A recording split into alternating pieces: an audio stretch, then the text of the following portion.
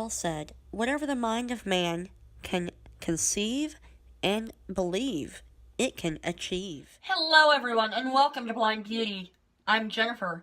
What I'm going to do today is I'm going to do a review of the NYX Gotcha Covered Concealer. It's in medium, it looks like. So that's what I have this in. And that is what I used today on my under eye as well as a couple spots over here. And if possible, I will be rolling a clip over to the side here of showing my applying it to my face as well as, or to the under eye as well as my face in certain areas. Or I'll have to overlay it, one of the two. But in the clip, I do show you rather how thick this concealer is. Now, I will show that again here in a moment. But to me, it seems like it is even thicker than yes, it is. It is even thicker than the Maybelline Master Conceal. And I can show you that side by side. Now, if you would like to see these two compared head-to-head, let me know in the comments down below if you do want to see a head-to-head battle between these two. I'm thinking about starting a battle of things where I do the NYX versus the Maybelline, the LA Girl versus the ShopMissA, the Wet n Wild versus the Maybelline, of different things. Let me know in the comments down below if that's something y'all would like to see, because that would be rather interesting to see. This is the Maybelline Master Conceal. I'll go ahead and show this here. I mean, I just did a little bit of that on my hand, and it's rather liquidy, if you can tell. I mean, you can see it's runny, almost downright runny. It's that liquidy. So, if you saw the clip where I did the other here, I will show me putting it on my hand as well. I mean, whoo! And that's with it being warmed up by holding it in my hand. That is one tip I do have for the NYX Gotcha Covered Concealer. The NYX Gotcha Covered Concealer, if you do want it to go on smoothly, the best thing to do at first is use your fingers. You know, if you were to hold it in your hand and run it back and forth, just like this here, even, it does warm up the product where it does come out a little easier. So, you know, if you do have trouble squeezing tubes, you know, this might be a little difficult. But like I said, if you take it, any liquidy cream product, if you warm it up between your hands, even holding it between your hands tightly, not so tight you're squeezing it out, but tightly, it can make it a little easier to get out of the tube. Another option is to have you a warm or a hot water sitting out and then put it down in there like that. That also has worked for me to help, you know, make it a little bit more liquidy. I mean, because if you do that, then it comes out like butter. I mean, butter. But in the clip that I showed, if you saw that, you know, it comes out rather thick, where it could almost walk on its own. It's that thick. So, but it does have good coverage. Really good coverage, actually. And because of recent events, you know, I've had a lot of tears, a lot of crying, and everything. If you want to, go ahead and follow me over on my vlog channel. I've talked a little bit about that on there with my dog dying and different things going on in my life. So, you know, you can check out my vlog channel for more details about that. I won't go into it here.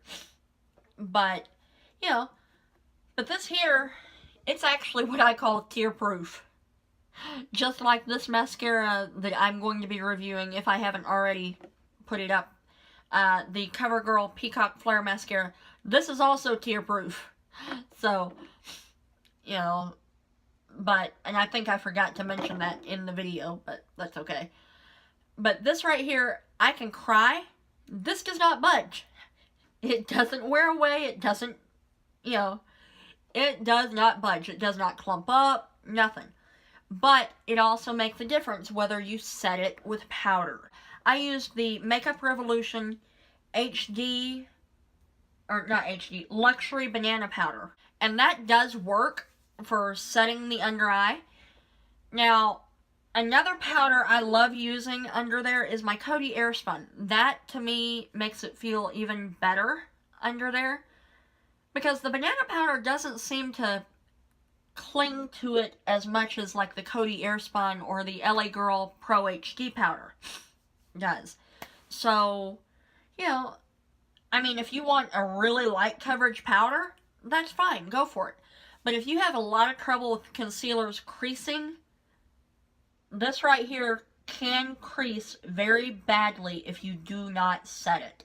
Now, once you do put it on, okay, once you do get it on your face, I recommend taking some kind of tissue or something like that, if you let it sit for very long, taking some kind of tissue and blotting away any excess oils down there to help it adhere, the powder adhere to it a little more.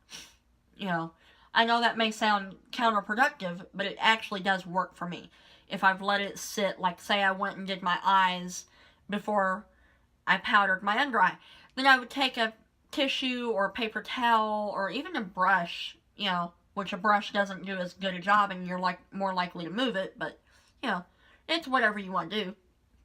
I usually will use a tissue or a dry, keyword dry, sponge like these Whispers sponges like I've shown. Like this here, mine's a little bit dirty because I do use it pretty regularly and I haven't washed it today, so. But, you know, use a Whisper sponge and just kind of pat over that area with that sponge. And that just kind of helps to pick up any excess oil that might be there. That way you can easily powder it, and it also helps, you know, pat in whatever creasing might be going on there. Then you take the powder and put it on there, and it just helps lock everything in place, in my book. You know, at least that's my opinion. I'm not a professional. I don't claim to be a professional. I am visually impaired, so my makeup might not look all that great to you. You know, but hey, I think it looks pretty decent, so, but that is my main thoughts on this, that it is cry-proof. It's not crease-proof if you don't do it just right. It is decent coverage, you know, and overall, it's something that I'll love to use. Now, if you want to see me actually test this, like a water test, let me know, because I am thinking of trying several different products and doing like a water test, whether it's I go out in the rain, or douse my face in a bowl full of water, or something on camera. You know, let me know in the comments down below if that's something you want to see. Because I've got so many ideas going right now that it's like, I'm not sure what people want to see, what they would, you know, what they don't want to see. So, let me know if you do want to see that. And I do have the CoverGirl Peacock Flare Mascara coming up, if it's not already up. As well as the AOA Perfect BB Cream review coming up. As well as the AOA Perfect Powder coming up, because that's also what I have on my skin right now as well. You know, and if you like this eye look right here, that's also a video that's coming up if it's not already up.